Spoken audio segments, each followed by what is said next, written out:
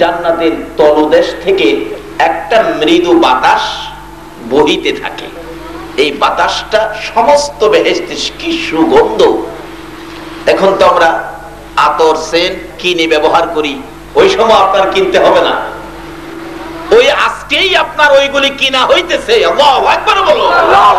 আজকে কে কষ্ট করে আরামের ঘুম হারাম করে মাহফিলে বসে আছো, আজকে তোমাদের ওই সবগুলো কিনা হইতেছে, যাইতেছে। বাতাস সমস্ত বেহেশতের ভিতরে ঘুরতে থাকবে। বেহেশতের সাজানো কারুকার্যগুলো, ফুল ফলের ঘাসগুলো, পাতাগুলো একটার সাথে একটা দেখবেন। এই ভাদ্র মাস শেষ, আশ্বিন মাস শুরুতে উত্তর দিক থেকে বাতাস বহিতে থাকলে মৃদু বাতাস, বেশি জোরেও আসে না আস্তেও না, এরকম একটা বাতাস। গাছের পাতাগুলো দেখবেন আস্তে করে লড়ে, এরকম দেখি না এখন এই পরিবেশটা এখন হয়।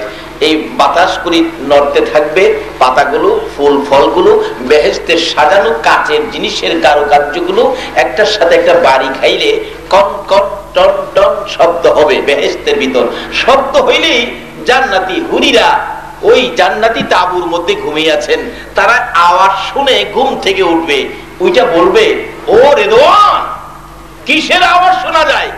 টনটন শব্দ, কিসের ঘন্টা? ঘন্টা কিসের? রেদওয়ান বলবে, খবর পাও না, এটা জান্নাতে যাওয়ার ঘন্টা। যেই চাঁদ উদিত হওয়ার সাথে সাথে জাহান্নামের দরজা বন্ধ, জান্নাতের দরজা খোলা, সেই রমজানের চাঁদ উদিত হয়েছে, আজকে সেই খবর তোমাদেরকে দিচ্ছি। হুরিরা বলবেন, বলো কি, এই চাঁদে বেহেশতের দরজা খোলা? ও, তাহলে এই চাঁদে যারা ইবাদত করবে তারা কি বেহেশতি হবে? ও, আমরা কি সেই বেহেশতিদের খেদমত করব? ও হাই হাই, বলো কি, আমরা তাদের সঙ্গিনী হব, তাদের পাশে থাকবো, তাদের খেদমত করব। হুরিরা বলতেছেন রেদওয়ানকে, বাবারে ও ভাইরা, এক একটা হুরের খবর তো নিলেন না। আজকে আমাদের বাংলাদেশ ভালোবাসার দেশ, ভালোবাসার যুগ, ভালোবাসা দিবস হয়। একজন সাধারণ কালো মেয়ের জন্য ছেলেটা পাগল হয়ে যায়, বিয়ে শাদী না হইলে আত্মহত্যা করে মারা যায়। বাবারে, এত সুন্দর হুরিদের ব্যবস্থা তোমাদের জন্য করেছেন আমার আল্লাহ। রাসূল বলেছেন, এক একটা হুর কত সুন্দর, 70 পেসের কাপড় যদি পরে তারপরেও সৌন্দর্য দেখা যাবে। 70 পেসের কাপড় পরলেও সুন্দর দেখা যাবে। একটা হুর যদি দুনিয়ায় থুতু ফালাইতো, থুতুর মজার গন্ধে মানুষগুলো খালি কইতো, ব্যাপার কি রে, কিসের গন্ধ, কিসের গন্ধ কইতে কইতে জ্ঞান হারা হয়ে যেত। দেখেন না, অনেক লোক বিদেশ থেকে আসে, বিদেশি চেন মাইরা রাস্তাটা রিক্সাটা গেছে, এই চেনের গন্ধে লোকেরা এদিক সেদিক যায়, মনে হয় বিদেশি গেছে রে, সাইজে কয়। এক একটা হুরের থুতুর গন্ধ, লোকজন আশ্চর্য হয়ে যেত, জ্ঞান হারা হয়ে যেত। একটা হুর যদি বাম হাতের আঙ্গুলটা যদি দুনিয়ায় বাহির করত, এই সৌন্দর্যের কাছে চন্দ্র সূর্যের সৌন্দর্য অন্ধকার হয়ে যেত। এই বাজেটগুলি আখেরি নবীর উম্মতের জন্য আমার আল্লাহ করেছেন। আপনারা কি নিতে রাজি আছেন? বসুন না, আল্লাহ তো দিবি আপনাদেরকে। এ হুরিরা ডাকবে, রেদওয়ান,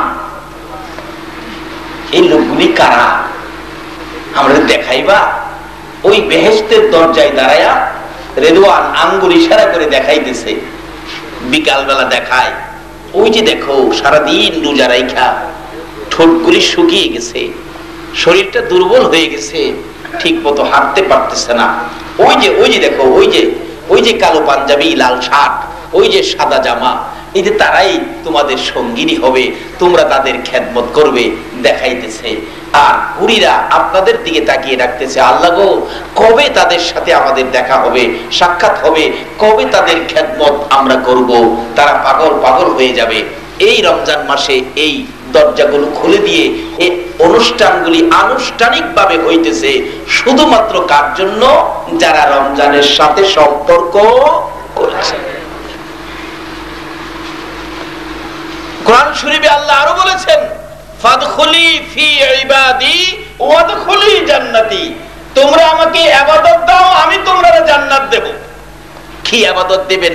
রাসূল বলছে ইবাদতের জন্য রোজাও দিতে হবে, নামাজও বলুন, রোজাও দিতে হবে, নামাজও। নামাজ উত্তম ইবাদত, তার সাথে সাথে রোজা লাগান, তাহলে ইবাদত হয়ে গেল, আপনাকে জান্নাত দেবে। বলুন, জান্নাতের মালিক কে? আল্লাহ। ঘোষণাটা কে দিলেন? আল্লাহ। জান্নাতের দরজা খোলা, এখন আপনারা খালি জান্নাতে যাবেন, নামাজ পড়বেন, রোজা রাখবেন, আর জান্নাতে যাবেন। সহজ হয়ে গেল। বলবেন, হুজুর কেমনে যাব? সারা জীবনই তো আমরা গুনাহ করেছি, এই গুনাহগুলি মাফ করানোর জন্য আমার আল্লাহ সিস্টেম করেছেন জান্নাতে যাবেন। কিভাবে? রম শব্দের অর্থ হলো পুড়ে যাওয়া। রম শব্দের অর্থ পুড়ে যাওয়া। এটা পুইরা ছাই হয়ে যাবেন, হেই পুরানা। কিন্তু এক কিসিমের পুরা আছে, যে পুরাই জিনিসের দাম বাড়ে। মনে করেন স্বর্ণ, স্বর্ণ যারা কাজ করে তারা স্বর্ণ কিন্তু আগুনে দেয়। আগুনে দেওয়ার অর্থ কি? স্বর্ণ পুড়ে ছাই করে দেওয়া। কি করা? এটাতে খাঁটি করা, পরিষ্কার করা, অলংকার বানানো। হাতে দিবে, কানে দিবে, গলায় দিবে, এই সাইজ করার জন্য আগুনে দেয়। আগুনে দিয়ে কি তার দাম বাড়াইলো না কমাইলো? বাড়াইলো। আমাদের কেউ রম শব্দের আগুন দেয় আমরা জান্নাতি বানানোর জন্য। আমাদের এলাকায় একটা শোলা আছে, পাটখড়ি, যেটা বিলাতি পাটখড়ি বলি, কেউ দেও নাইল্লা বলে। এদিকে হয়তো এই পাটের শ্বাস নাই, হয়তো এই শোলাগুলো, পাটখড়িগুলো খুব দামি। এগুলি সাধারণত বাহিরে রাখে না। যারা গৃহস্থী করে, চাষিরা, এই পাটখড়িগুলো আপনার নিয়া কিছু ফেসা ফাঁসা ময়লা টেলা থাকে বিদায় একটু আগুন করে রাত্রের বেলা কি করে, ওই শোলাগুলো, পাটখড়িগুলো আগুনের মধ্যে সেঙ্গায়। ওই ফেসাগুলো পরিষ্কার করে ভালো করে প্যাকেট করে এগুলি ঘরের উপরে রাখে। একটু আগুন তার গায়ে দিয়ে তাকে সাইজ করে উপরে রাখে। আল্লাহ বলেন, আমিও জান্নাতের দরজা খুলেছি বন্ধু তোমার উম্মতের নেওয়ার জন্য, কিন্তু তাদের যে 11 মাসে কিছু বেজাল আছে, এই বেজাল গুলো রং শব্দের আগুনে সাইজ করবো। আল্লাহু আকবার বলো। কিভাবে সাইজ করব? বাস্তবে আসুন। আপনাদের এলাকায় সনের ঘর হয়নি? সনের ঘর, সনের ঘর হয়। সনের ঘর বানতে গেলে দুই পাশে দুইটা বাঁশ দিতে হয়। এই বাঁশ রে কি কর আপনারা? পাইর। আমাদের এদিকে কয় মারুল। মারুলে হোক আর পাইরেই হোক একই জিনিস। এই পাইরের ভাঁজগুলি কিন্তু সোজা হইতে হয়, আঁকা বাঁকা হইলে পাইর হবে না। কিন্তু যেই বেচারা কাজ করবে ঘরের, এই মিস্ত্রি একটা ভাঁজ কাইটা নিয়ে আসলেন বাঁশের জার থেকে, আঁকা বাঁকা। বাড়িওয়ালা কয়, বেটা এই বাঁশ দিয়া কি পাইর হবে? মিস্ত্রি কয়, চাচা চিন্তা করেন না, আমি সাইজ করবো। কেমনে করবি? আমারে কিছু বনকোটা দেন আর একটু আগুন দেন। বনকোটা দিয়ে আগুন জ্বালাইয়া দেখবেন যেই জায়গাটা বাঁকা, আগুনের মধ্যে এই জায়গাটা একটু ছেঁকা দেয়। ছেঁকা দিয়ে গাছের মধ্যে লাগাইয়া ধাক্কা দেয়, জায়গাটা সোজা হয়। এইভাবে একটু ছেঁকা দেয় আর ধাক্কা দেয়, যে কয়টা আঁকা বাঁকা ছিল সবগুলি সোজা। আল্লাহ কয়, বন্ধু আমি তো বেহেশতের দরজা তোমার উম্মতের জন্য খুলেছি, এই 11 মাসের আঁকা বাঁকা সোজা করার জন্য রং শব্দের আগুনের চাকা লাগাইছি। মিস্ত্রি বলতেছেন, আমি বাইরের বাঁশ সোজা করবো, চিন্তা করবেন না। যাইতে যাইতে গোড়ার দিক মোটা বেশি, তো এটা সাধারণ ছেকায় সোজা হইতেছে না। অবশেষে দেখবেন মিস্ত্রি ডাকে, চাচা বাড়িওয়ালাকে ডাকে, এই 15-20 মণ ওজনের পাথর পাইবেন, একটু ছাকা দিয়া পাথর দিয়া চাপা দিয়া রাখছে। বলছে আজকে ধরেন না, সকালবেলা খুলে দেখবেন সোজা হয়ে যাবে, ফাইলের উপযুক্ত হয়ে যাবে। আমার আল্লাহ বলেন, বন্ধু গো আমি জান্নাতের দরজা খুলেছি তোমার উম্মতের জন্য। 11 মাসের অপরাধ গুলো, আঁকা বাঁকা গুলো সোজা করার জন্য রং শব্দের আগুনের সেকা লাগাইলাম। সেকতে সেকতে যখন শেষের দিকে যাইয়া, যেমন বাঁশের মোটা গুড়া, গুড়া মোটা সোজা হইতে চায় না, পাথর দিয়ে চাপা দিলেন মিস্ত্রি সোজা করার জন্য।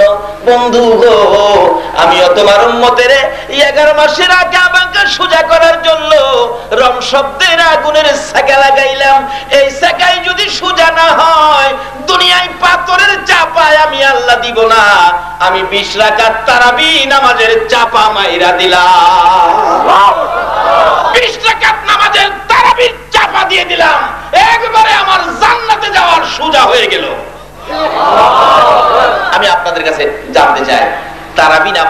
শেষ করে নামাজ, রোজাদার তারাবি শেষ করে যখন বাহির হলো, বলুন রোজা রাইখা তারাবি পর্যন্ত আদায় হয়ে গেলে শরীরটা শান্তি লাগে না অশান্তি লাগে? বাবার মিথ্যা কথা কইেন না। আচ্ছা বলুন, যারা রোজা রাখছে না, হ্যাঁ যদি তারাবি পড়ে রোজাদার যে শান্তি পাবে, যারা রোজা রাখে নাই হ্যাঁ কি হেই শান্তি পাবে? রমজানের রোজা চিনছেন তো? সেহরি খাবেন, সারাদিন কিছু না খায়া সন্ধ্যার সময় ইফতার খাবেন, না সারাদিনই খাবেন? কোন ইবাদতকারীকে আল্লাহ জান্নাত দেবেন? যারা নবীর বিধান অনুযায়ী, আল্লাহর কোরআন অনুযায়ী সারাদিন ইবাদতে মগ্ন, আল্লাহ পাক তাদেরকে জান্নাত দিবেন। তাই নবী বলেছেন, রোজাদার এবং নামাজি জান্নাতে যাবেন, জান্নাত পাবেন। কিন্তু সেই জান্নাতে যাওয়ার জন্য রোজাকেও চিনতে হবে। অনেকে রমজানের রোজাই চিনে না। এক বেচারা এক এলাকায় গিয়ে দেখে মানুষ রমজান কি জিনিস জানেই না, চিনেই না। এক ওই মৌলভী সাহেব বলতেছেন, বাবারা আপনারা কি রমজানের সাথে সম্পর্ক নাই? সামনে রমজান আসতেছে, এটার ইজ্জত করবেন, এটাকে সম্মান করবেন, এটার সাথে সম্পর্ক করবেন। তাই নাকি হুজুর? তাতে কি হবে? রমজানে জান্নাতের দরজা খোলা আছে, আপনি জান্নাতে যাবেন। কিন্তু এলাকার লোকজন তো এই রোজা সম্পর্কে ধারণা নাই, জানা নাই। অবশেষে রমজান আসার আগে আগে পাহাড় থেকে এক পাহাড়ি মহিষ নেমে আইছে। মহিষ দেখে লোকজন ভাবছে এটাই বুঝি রমজান, হুজুর যে কইছে এটাই। সবাই ধইরা এটারে বল্লম দিয়ে মাইরা জব করছে। সাথে ছিল একটা বাচ্চা, বাচ্চাটারেও ধরছে, জব করে গোশত বন্টন করে নিয়ে খেয়ে ফেলছে। রমজানের পরে ওই ভদ্রলোক আসছেন, বাবারা আপনারা কি রমজানের ইজ্জত করছেন? রমজানের ইজ্জত তো করছি। কই কিভাবে করছেন বলুন? রমজান খালি আসা মাত্রই জব করে আমরা গোশত বাইটা খাইছি। ওই মোল্লা সাহেব বলেন আস্তাগফিরুল্লাহ আস্তাগফিরুল্লাহ। হুজুর আস্তাগফিরুল্লাহ খাইছি?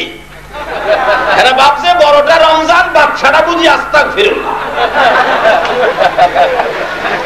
বলুন আসল কি রমজান কি এমন কোন জিনিস না? সেহরি খাইতে হবে, সুবহ সাথে খাওয়ার আগে সারাদিন কিছু খাওয়া মিথ্যা কথা বলা যাবে? সুদ, ঘুষ? হুজুর আমরা সুদ খাই না তো, আমরা এখন ইন্টারেস্ট খাই, আমরা ঘুষ খাই না, এখন বকশিশ খাই। কালকে এক ভদ্রলোক বলল, হুজুর এখন দুর্নীতি বন্ধ দেশের, ঘুষ নাকি হয় না। অফিসে গেলাম, এমন এক ঘুষ এখন নেই, আগে নিত যেটা ৫,০০০ এখন নেই ৯,০০০। নিয়া কয় কি কারো কাছে বলা যাবে না, কিন্তু বললে কিন্তু আমি কাজ করে দিব না। এই রমজান মাসেও যদি আমাদের চরিত্রের পরিবর্তন না হয়, তাহলে আমরা জান্নাতে যাইতে। বলুন আমরা এই দেশে কত হাজার বছর থাকতে পারবো? অতিরিক্ত ৬০ নাও ৭০ থাকবেন। ১০০ বছর হয়েছে এমন কোন মানুষ প্যান্ডেলে পাবেন? নাই, ১০০ হয় না, ৬০-৭০ হইলেই মাথার চুল পাইকে সাদা। ৭০ ভারাইলে নাতি নাতকর থাকলে টিটকারি করে, দাদা মৌতের সিডি কি হারাই লাইছো? না ৮০ বছর বাঁচলেন, না ১০০। এরপরেই তো আপনাকে মরতে হবে, মৃত্যু অনিবার্য, মরতেই হবে। কিন্তু মরবেন যে, মরার পরে আপনি জান্নাতি হতে পারেন, এই চিন্তা তো কেউ করলেন না। আমাদের দেশের অভ্যাস, দেশের চরিত্র, মানুষ মৃত্যুর চিন্তা করে না, আখিরাতের চিন্তা করে না, কবরের চিন্তা করে না, খালি দুনিয়ায় যা পাও খাও, লও, বড় বড় কিছু করো, বাড়ি গাড়ি করো। আচ্ছা বলুন, যত কিছুই করলেন দুনিয়ায়, আপনি কি এর একটা কিছু সঙ্গে নেওয়ার ক্ষমতা আছে? যে বিছানায় ঘুমান, মৃত্যুর পরে একটা বালিশ সঙ্গে নেবেন, পারবেন কি কেউ? কিন্তু খালি হাতে কবরে ঢুকবেন। কিন্তু আপনি খালি হাতে কবর ঢুকার আগে একটু হিসাব করেন, কবরে কিছু নেওয়ার জন্য রোজগার করছেন কিনা। একজন একজন করে যদি আমি হিসাব করে জিগাই, বাবারে আপনারা কবরের জন্য কে কি রোজগার করছেন, পারবেন কেউ হিসাব দিতে? যদি জিগাই আর টাকা পয়সা কেমন আছে, হুজুর আমার ৫টা ছেলে বিদেশ, মাস গেলেই ৫ লাখ, বাড়িটারে বহুত কিছু করছি, হিসাব দিয়ে দিবেন।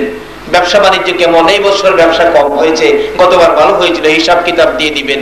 যদি বলি আপনার জমি জমা কেমন, এই এলাকায় আমার সবচেয়ে বেশি জমি জমা, গাছরা বহুত আমার দিয়ে দিবেন, কিন্তু কবরে যে যাবেন কার কি রোজগার হয়েছে পারবেন কি কেউ হিসাব দিতে? আমাদের দেশের অবস্থা কি হয়ে গেল? আল্লাহ আমাদের জন্য জান্নাতের দরজা খুলবে আর আমরা এরকম করব, এটা হয়।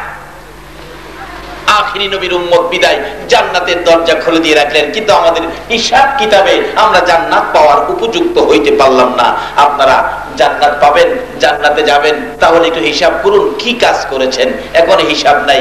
আমাদের এলাকায় এক বেচারা কোটি কোটি টাকার মালিক, 5টা ছেলে, বিরাট বড় অফিসার, ঢাকাতে 5টা 5তলা বাড়ি করে বেটা আরামে বসে আছে, ছেলেরা সুখে শান্তিতে আছে। বাবা গ্রামের বাড়িতে পুকুর কাটলেন রাজকীয় পরিবেশে, বাড়িঘর করে, হ্যাঁ বিকাল বেলা বাড়ির সামনে চেয়ার ফেলায় বসে আর ঠ্যাং নাড়ায়, আর যারে দেখে তারে ডাকে, এদিকে আয়, বল আমার মতো এই এলাকায় কার কি আছে, বল আমার মতো কারো আছে? লোকেরা কয় না চাচা আপনার মতো কারো নাই, আপনি তো একটা জমিদার। ঠিক কইছস, আরে চা দে, পুরি দে। দেখ মৌলবী ছিল, তার ছোট ভাই আমার মতো মৌলবী ব্যাককল, ছোট ভাই যায় কয় পিছে দেখায়, ভাই আপনি কোন আপনার কি নাই, আপনার মতো কেউ কিছু নাই ভাই, আমি হিসাব মিলাইয়া দেখছি আপনার কিচ্ছু নাই। বড়লোক ভাই কয় এই মৌলবীরা যে মানুষ ব্যাককল কয়, এই জন্যই ব্যাককল কয়, এই রাজকীয় বাড়িঘর পরিবেশ এগুলি আমার না, 5টা ছেলে বড় বিচার 5তলা বাড়ি করে রাখছে, এগুলি আমার না। তুই কি কইলি আমার নাই, আমার কিছুই নাই, এগুলি কার?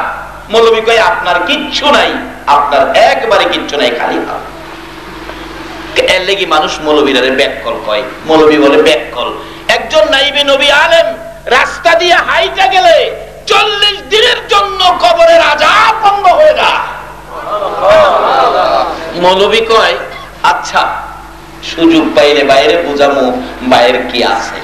একদিন 2 ভাই জমি দেখতে গেছে, বড়লোক ভাই আগে যায়, মৌলবী পিছে পিছে।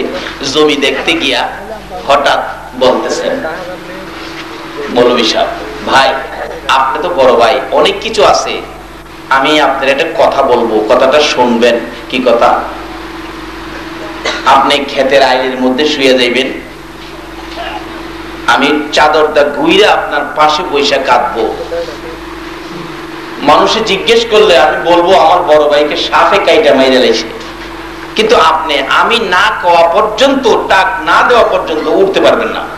কি হইব পরে বুঝবেন কি হইব। ভাই মৌলবী সিস্টেম করছে বাইরে বুঝাই তো বাইরে কি আছে। সাদা চাদর দিয়ে ঘুরছে, ভাই শুয়ে রইছে, মানুষ দৌড়াদৌড়ি করে আসতেছে, হাই হাই কি ব্যাপার? মৌলবী সাহেব কান্নাকাটি করতেছে, আমার ভাই তো মারা গেছে। কই কি? একসাথে আসটা 2 জন জমি দেখার জন্য মারা গেল, কি ব্যাপার? সাপে কাটছে, মারা গেছে। লোকজন আইসা খালি একটা কথাই কয়, লোকটার এত কিছু ছিল, কোটি কোটি টাকার মালিক ছিল, আজকে তো লোকটা কবরে যাইবো একবারে খালি হাত। সকলে আইসা খালি এই কথাটা কয়। আচ্ছা বলুন, যে ভদ্রলোক শুয়ে রয়েছে চাদরের নিচে, উনি সব শুনতাছেনি? তখন থেকে তার মনে একটা দীক্ষার আসলো, আরে আমার যে শোয়াইছে মৌলবী তো ভালো লেগে, মানুষ হাতে কয় আমার কিছুই নাই বলে খালি হাতে কবর জন্ম, অথচ লোকটা কিন্তু মরে নাই। সিস্টেম করছে মৌলবী, তারে বুঝাইতো বাবারে আমরাও তো একদিন এইভাবে খালি হাতে কবরে যাব। ছেলেরা খবর পায়া ঢাকা থেকে ডাইরেক্ট গাড়ি নিয়ে নিয়ে বাবার লাশের পাশে জমির কাছে গিয়ে হাজির। বাবা কেমনে বাবা তুমি মরে গেলা? চাচা আপনি কইয়া ছিলেন? বাবারে আমি তো কাছে আসিলাম, সাপে তোর বাবারে কামড় দিছে। হাই হাই হাই কি করলো, কি করতে পারি বাবারে কেমনে ভালো করি? এক মুরব্বী জিগাই, মৌলবী সাহেব সাপে কামড় দিছে, ও তাই তোর কবিরাজ নিয়ে আসেন, সাপের কাটা রোগী তো অনেক সময় কবিরাজ দিয়ে বিষ নামাইতে পারলে ভালো হয়ে যাবে। মৌলবী কবিরাজের কাছে গিয়ে কয়, কবিরাজ সাপ মরে নাই, আমি বাইরে শিক্ষা দিতাম, ভাই খালি কই আমার কি নাই, বাইরে কি আছে বুঝানোর জন্য এই সিস্টেম করেছি। আপনি 2-3 ফু দিয়া বলবেন এই বিষ নামানো যাবে না, তবে সিস্টেম করবেন নামানোর জন্য। কি সিস্টেম? মৌলবী শিখাইছে, এইভাবে এইভাবে পয়েন্ট দেখাই দিয়েছি বলবেন। তো কবিরাজ আইসা 2-3 ফু দিয়া কই সর্বনাশ, কি মারাত্মক সাপের কামড়, এটা বিষ নামানো যাবে না। ছেলেরা ধরছে, চাচা যা চান আপনি আপনারে তা দিব, আমার বাবারে বাঁচান। কবিরাজ কয়, বাবারে টাকা দিয়ে যদি মৃত মানুষ জীবিত করা যাইতো তাহলে এই দেশের বড় লোক একটাও মরতো না। তবে একটা সিস্টেম মৌলবী শিখাই আনছে। বড় ছেলেকে, বড় ছেলে আমি তোমার বাবারে ভালো করে একটা সিস্টেম পাইছি। কি? তুমি বড় ছেলে তো, বাবা তুমি একটু তোমার বাবার পায়ের কাছে দাঁড়াও। দাঁড়াইলে আমি মাথার দিক থেকে বিষ জারতে শুরু করব, জারার চাপে বিষ পায়ে দিয়া বাইরিব। বাইরিয়া যদি তোমারে পায় তোমার উপরে ঢুকবো, তুমি পয়রা ময়রা যাইবা, তোমার বাবা ভালোই। মৌলবী নাকি ব্যাককল, কি পয়েন্ট শিখাই আনছে দেখেন। কবিরাজ কয় বাবা তুমি বড় ছেলে, তুমি তো মেন গার্জিয়ান হবে, দাঁড়াও তুমি আগে দাঁড়াও। বড় ছেলে কই চাচা যাইলেন না, রাখেন। দেখেন আমি বাবা মৃত্যুর খবর আইছি, অফিসে অনেক কাজ ফালাইছি, আমি দেরি করতে পারবো না, আমার সময় কম, তাড়াতাড়ি কি করবেন করেন, আমি জায়গা। আচ্ছা বাবাই শুনছেনি না মরে গেছে? বাবার চোখের পানি জোর করে পড়তেছে, হায়রে কার জন্য কি করলাম, এখন দিয়ে আমার পাশে কেউ আসে না। বড় বাড়ি, জমি জামা, মার্কেট, ছেলে উচ্চ পদের অফিসার। বাবারে আপনি নিজের জন্য কি করেছেন? আপনার জন্য জান্নাতের দরজা খোলা, আপনি আখিরি নবীর উম্মত, আপনাকে জান্নাতে নেওয়ার জন্য আমার আল্লাহ পর্যন্ত সিস্টেম করেছে, কিন্তু আমরা তো সেই রাস্তায় আসি না। খুলে দিলেন, আসো বাবা দাঁড়াও। দাঁড়াইতে রাজি না। দ্বিতীয় ছেলে আইছে, চাচা বাবারে কেমনে বাঁচাইবেন, আর কোনো পথ নাই? কয় না, পথ একটাই, তুমি পায়ের কাছে দাঁড়াও। ও চাচা মাপ চাই। পোলা মাইয়া যা ছিল সবাই মাপ চাই গেল, কিন্তু কেউ আর বাবারে বাঁচাইতে পাশে দাঁড়াইতে রাজি না। আচ্ছা বাবা সব শুনতেছে নি? বিবি সাহেব আইসে কানতে কানতে ভাঙ্গা বইরা যায়, আমি থাকি লাভ নাই, মইরেই যাবো। কবিরাজ আপনি মইরে যাইবেন? হ, তাহলে আপনি পায়ের কাছে মইরেই যখন যাইবেন, খামাখা খালি খালি মরতেন কি লেগা? এই বিষ আপনার কপাল হইব, আপনি মরবেন, স্বামী ভালো হইব। দাঁড়ান। মিস্ত্রি কয় কবিরাজ রাহেন, আপনারা অক্ষণ কইলেন মইরা যাইবেন, কয় এগুলি আমরা এমনি কই, আসলে মরবেন নাকি? আচ্ছা স্বামী শুনতেছে নি? তখন থেকে চোখের পানি দিয়া মাটি ভিজতেছে। মৌলবী যে কইছে আমি ডাক না দিলে উঠতে পারবেন না, শুয়েই থাকবেন। চোখের পানি দিয়া মাটি ভিজতেছে আর কাঁদতেছে। মিচামিচি কাটাইলাম জিন্দেগি, মিচামিচি কাটাইলাম জিন্দেগি, চোখে দেখা হারাইলাম বন্দিগি। চোখে দেখা সব হারাইলাম, জীবনটা কই কাটাইলাম, সব তো মিছা। এই জিনিসগুলো আমার নবী বোঝানোর জন্য 63 বছর জিন্দেগি। আমার নবী কত কষ্ট করেছে, না খাইয়া পেটে পাথর বেঁধেছে। উহুদের জমিনে আমার নবীর দান দান মোবারক শহীদ করেছে। আল্লাহু আকবার। আমার নবী এই জিনিসগুলো উম্মতের হাতে দেওয়ার জন্য উহুদের জমিনে রাসূলের দান দান মোবারক শহীদ। উহুদের জমিনের জীবনী খুলে দেখুন, আমার নবীকে মারতে মারতে 2টা দান দান মোবারক শহীদ করে ফেললেন। নবীজি মুখের উপর হাতটা লাগাইয়া কাঁদতেছে, সাহাবীরা রে তোরা কে কোথায় আছো রে? আমার 2টা দান দান মোবারক শহীদ হয়ে গেছে। চোখের পানিগুলো ঝরতেছে, নবীজির রক্ত মোবারক জামা কাপড় লাল হয়ে গেছে। তারপরও নবীকে রেহাই দেয় নাই, শত্রুরা চারদিকে ঘেরাও করে ফেলেছে। আল্লাহু আকবার। আমার নবী বলেন, যে দিকে তাকায় বন্ধু বলে কাউরে দেখি না, সবাই আমার শত্রু। চারদিক দাঁড়িয়ে আছে, যেদিকে তাকাই সব আমার শত্রু। ডান দিকে তাকাইলে বাম দিক থেকে মারে রে, বাম দিকে তাকাইলে ডান দিক থেকে মারে, সামনের দিকে তাকাইলে পিছন দিক থেকে মারে, পিছনে তাকাইলে সামনের দিক থেকে মারে। এইভাবে আমাকে মারতে মারতে মাথার লোহার টুপি টুকরা টুকরা করে জমিনে ফেলে দিল। লম্বা লম্বা দুইটা লোহার টুপির অংশ মাথার দুই পাশে একেবারে ভিতরে ঢুকে গেল। এত গভীরে ঢুকেছে, রাসূল বলেন তাই না খুলতে পারি না। মাথার ব্যথায় অস্থির হইয়া আমার নবী মাথা চক্কর খাইয়া জমিনে পড়ে গেছে। এমনি সময় নবী জমিনে পড়ে আছে, তারপরেও নবীজিকে মারতে ছিল দুনিয়ার থেকে চির বিদায় করে দেওয়ার জন্য। এমনি সময় হযরতে জিবরাইল দৌড়ে এসে তাদের সামনের থেকে আমার নবীকে এইভাবে কোলে উঠাইয়া তাদের সামনের থেকে টান দিয়ে সরাইয়া নিয়ে গেছে। এমনি সময় নবী আমার জিবরাইলের কোলে ছিলেন। জিবরাইল উহুদ পাহাড়ের মাঝামাঝি, নিচ থেকে দেখা যায় না, নিজের চোখে দেখে আসছি, নিচ থেকে দেখা যায় না এমন একটা জায়গায় আমার আপনার নবীকে জিবরাইল কোলে উঠাইয়া নিয়ে গেলেন। যাইয়া ডাকতেছে উহুদ পাহাড়ের পাথরের কাছে, এরে উহুদের পাহাড়, ও উহুদের পাথর দেখ, যেই নবী না হইলে তোরা হতে না, আমি জিবরাইল হতাম না, কুল কায়নাতের কিছুই হতো না। পাথর এই নবীকে মারতে মারতে দান দান মোবারক শহীদ করেছে। মাথা লোহার টুপি ভেঙ্গে টুকরা করে নবীজির মাথার ভিতরে ঢুকাইয়া দিয়েছে। নবী বেহুশ, জ্ঞান ফিরতেছে না। একটু বিছানার ব্যবস্থা করে দে রে, আল্লাহর বন্ধুকে শোয়াইয়া রাখি। জিবরাইল বলেন, এই বলে ডাক দেওয়ার সঙ্গে সঙ্গে দেখি লম্বা একটা পাথর ফাইটা তুলার মতো নরম বিছানা হইয়া যায়। জিবরাইল আশ্চর্য হয়ে গেলেন। নবীর পরিচয় দেওয়ার সাথে সাথে পাথর ফাইটা তুলার মতো নরম বিছানা হয়ে গেল। মাথার দিকে একটু পাথর আরো নরম হইয়া উঁচু হইয়া বালিশের জায়গায় পৌঁছে গেল।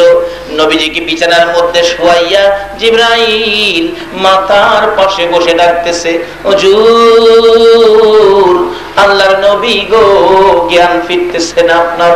নবীজি হঠাৎ করে চক্ষু দুইটা খুলে ডান দিক তাকাইয়া দেখে জিবরাইল বসা। নবী চোখের পানিগুলো জর্জর করে ছেড়ে দিলেন। জিবরাইল রে, আমি আর কত মার খাবো রে জিবরাইল। জিবরাইল বলেন, ইয়া রাসূলুল্লাহ কাঁদবেন না, আর কেহ আপনাকে মারবে না, আমি আপনাকে টাইনা উহুদ পাহাড়ের উপরে নিয়ে আসছি, আর আপনাকে কেউ মারতে আসবে না। ও জিবরাইল, আমার দুইটা দান দান মোবারক শহীদ, মাথা ভেঙে গেছে রে, ব্যথা সহ্য হয় না। জিবরাইল ডাকে ছোট্ট ছোট্ট সুরে, ইয়া রাসূলুল্লাহ আমি জিবরাইল আপনার কষ্টের কথাগুলো আল্লাহর কাছে পৌঁছে দিব। আল্লাহর বন্ধু গো, বলুন দাঁত ভাঙা ব্যথা আপনার কাছে কেমন লাগতেছে? হুজুর আমি জিবরাইলের কাছে বলু মাথা ভাঙা ব্যথা কেমন লাগতেছে? আমার নবী দুইটা চোখের পানি জর্জর করে ছেড়ে দিয়ে ডাকে, জিবরাইল জিবরাইল রে, দাঁত ভাঙ্গা ব্যথা কেমন লাগে জিগাইলি, মাথা ভাঙ্গা ব্যথা কেমন লাগে জিগাইলি, আমার উম্মতের ব্যথা কেমন লাগে জিগাইলি না। রে জিবরাইল, দাঁত ভাঙ্গা ব্যথা মাথা ভাঙ্গা ব্যথার চাইতে রে জিবরাইল আমার গুনাহগার উম্মতের ব্যথা বেশি। আর এই উম্মতের কান্ডার নবী রহমতের ভান্ডার, বলুন উম্মতের কান্ডার নবী রহমতের ভান্ডার। নবী বিনে রোজ হাসরে কে করিবে পার, নবী বিনে রোজ হাসরে কে করিবে পার। উম্মতের কান্ডার নবী রহমতের ভান্ডার, উম্মতের কান্ডার নবী রহমতের ভান্ডার। মোদের নবী দয়ার সাগর, গুনাহগার উম্মতের পাগল। মোদের নবী দয়ার সাগর, গুনাহগার উম্মতের পাগল। রোজ হাসরে সিজদায় পড়ে কাঁদবে যারে যার, রোজ হাসরে সিজদায় পড়ে কাঁদবে যারে যার। উম্মতের কান্ডার নবী রহমতের ভান্ডার। বলুন উম্মতের কান্ডার নবী রহমতের ভান্ডার। যাইয়া দেখো মদিনাতে কান্দে নবী রোজা পাকে, যাইয়া দেখো মদিনাতে কান্দে নবী রোজা পাকে। মাফ করিয়ে দাও গো খোদা উম্মত গুনাহগার, মাফ করিয়ে দাও গো খোদা উম্মত গুনাহগার। উম্মতের কান্ডার নবী রহমতের ভান্ডার, উম্মতের কান্ডার নবী রহমতের ভান্ডার। নবী বিনে রোজ হাসরে কে করিবে পার, নবী বিনে রোজ হাসরে কে করিবে পার। উম্মতের কান্ডার নবী রহমতের ভান্ডার, উম্মতের কান্ডার নবী রহমতের ভান্ডার। বাবারা ভাইরা, যে নবী এত ব্যথায় বেদিত হওয়ার পরেও নিজের ব্যথা গোপন করে উম্মতের ব্যথা প্রকাশ করে, এই নবীর কথাগুলো মানা আমাদের দরকার আছে কিনা?